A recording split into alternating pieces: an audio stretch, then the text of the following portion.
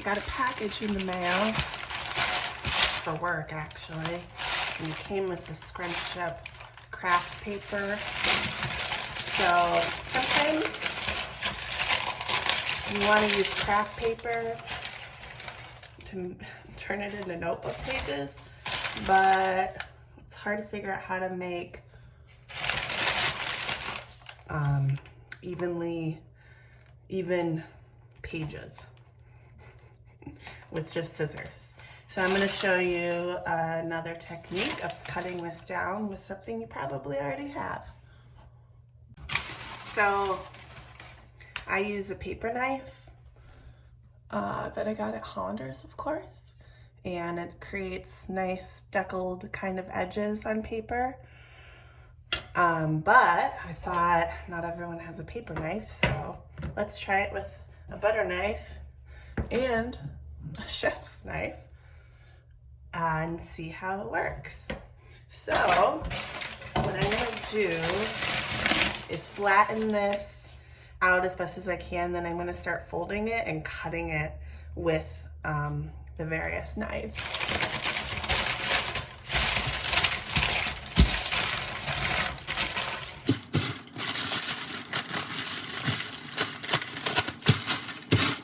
You can iron this paper if you want it a little bit flatter, but I'm just going to smooth it with my hands. And then it's kind of ripped at the ends, but we'll figure out what to do with that later.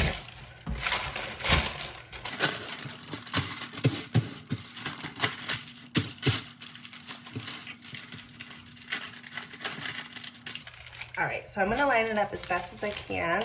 I'm gonna let the ripped edges stick out a little bit because I'm gonna cut those off with the knives.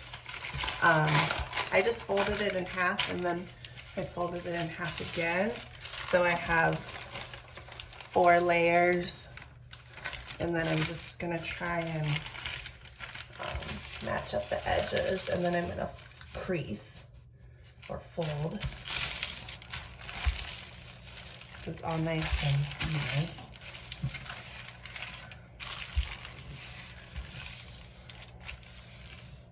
And then typically, I'll show you how a paper knife works. You slip it in and just cut along the edge. How nice. And then I'm gonna do that again with my paper knife while I have it. And then I think just to get rid of these edges, the ripped edges, I think I'm just gonna fold it right to the same length and then cut that off. There. Okay, so now that you see how a paper knife works, oh look, now I have 4 almost perfect, well, they're not perfect, but really similarly sized pieces of craft paper. And now what I'm gonna do is I'm gonna try out these 2 knives and see if they work. I suspect they will, but instead of folding these papers all together, I'm gonna fold them individually. 1, 2, 3, 4.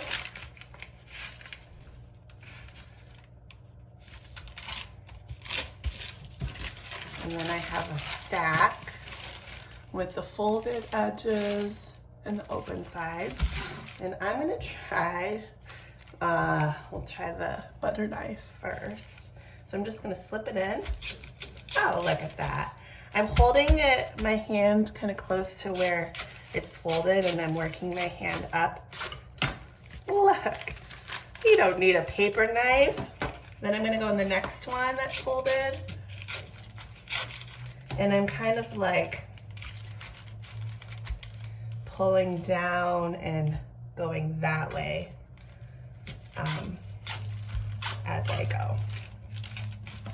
Helps if your creases are super creased. And here's my last one I'm going in. And then I'll try and get a close-up of what the edges look like. It's not perfect, but pretty close. Okay. So these are the edges.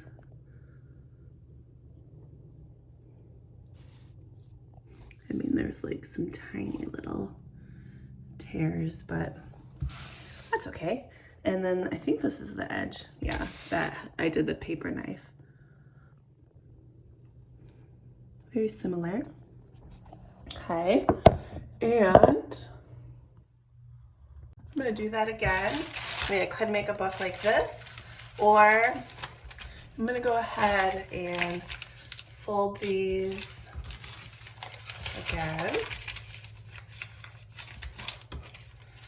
And I'm gonna try the chef's knife because I suspect that's gonna work much better.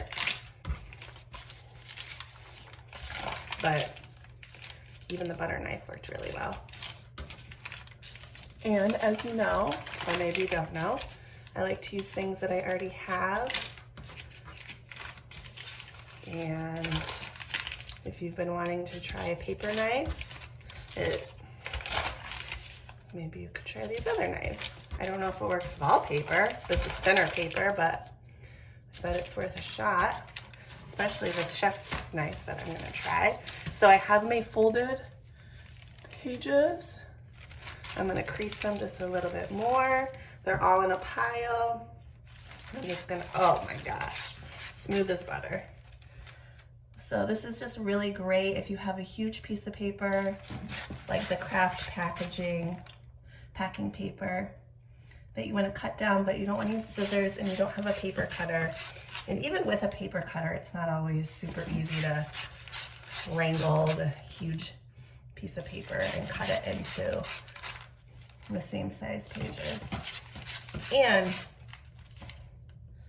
I don't have a specific size in mind, so this helps use like as much of the paper as possible without any waste, except for, you know, these pieces. But now, just like that, look at that. So awesome. So I could make a notebook like this. Look at all those pages. Or I could cut it down even more and have one this size.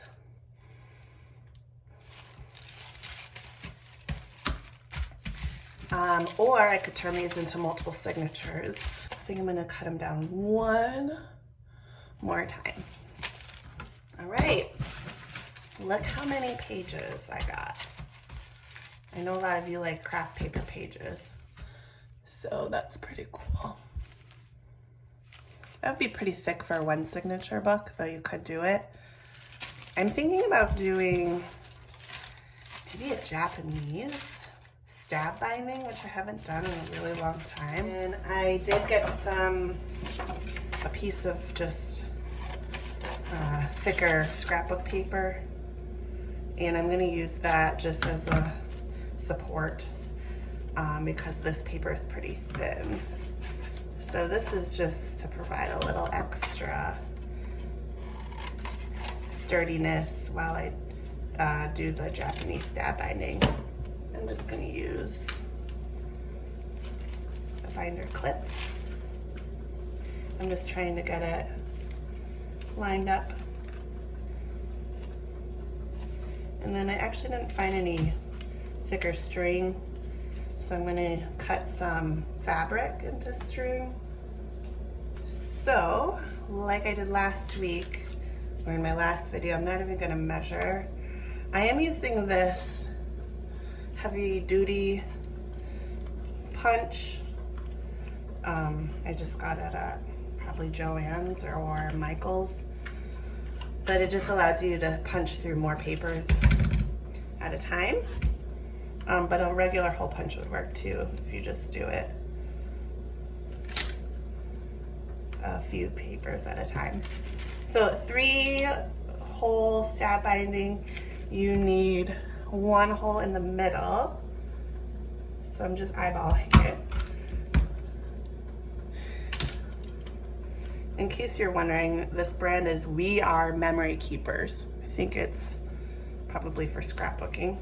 And then I'm gonna do one in between this hole and the edge, roughly. Maybe right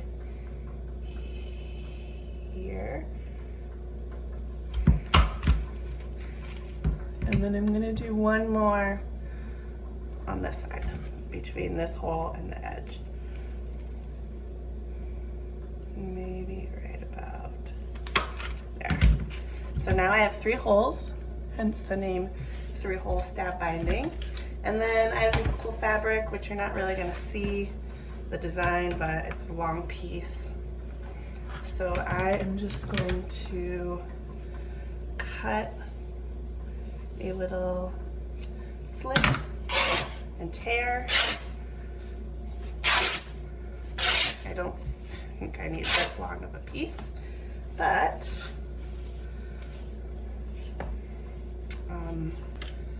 all right, so I threaded my fabric onto a needle with a bigger eye. I'm gonna go in the middle hole and leave a little tail. Leave a long tail because I'm gonna tie it in a bow at the end. And then I'm gonna go around the edge and I'm gonna come back through the middle hole. I could have made this a little thinner, or you can just use regular string. Okay. So there's the tail. I went around the edge and back through the middle hole. Then I'm gonna go on the side that it's coming out. I'm gonna go through one of the other holes. I'm gonna go through this one, doesn't matter which. And I'm just gonna make my fabric look kind of nice. And then I'm gonna go around the edge again, back through that same hole.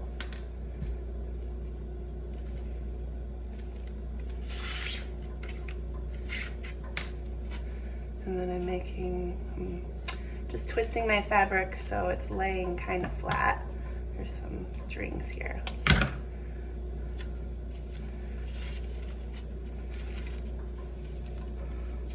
Okay. And then I'm gonna go around this edge. So I'm gonna take off the clip and I'm gonna go around this edge and back into that third, or this hole rather. So it's gonna get a little tight. It's gonna come around the edge. It's gonna go back through this hole.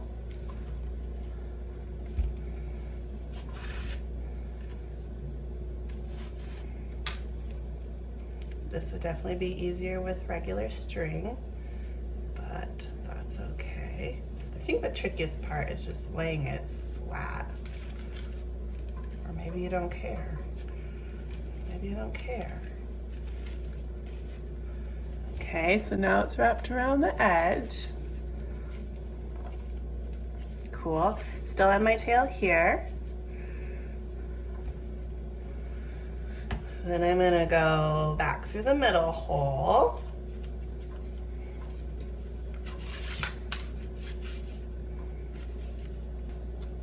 Then it's coming out this side, so I'm gonna go through this hole.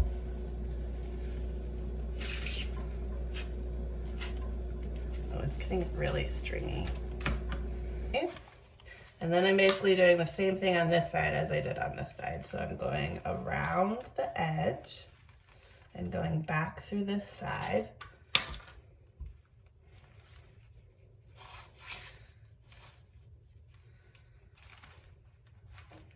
Then I'm going to take off the clip. I'm going to go around this edge and go back into this hole. I'm almost there.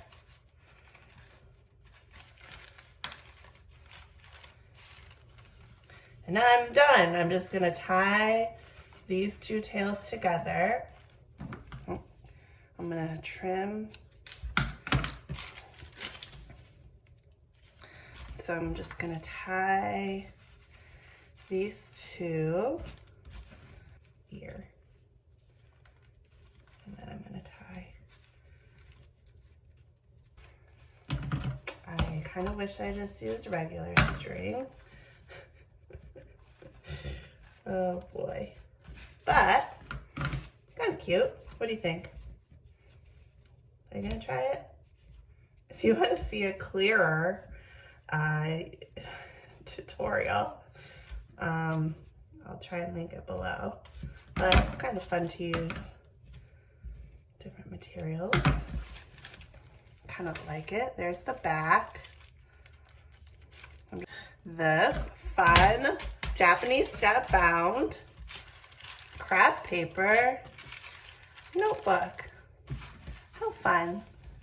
What would you use it for? All right, see you next time. Bye.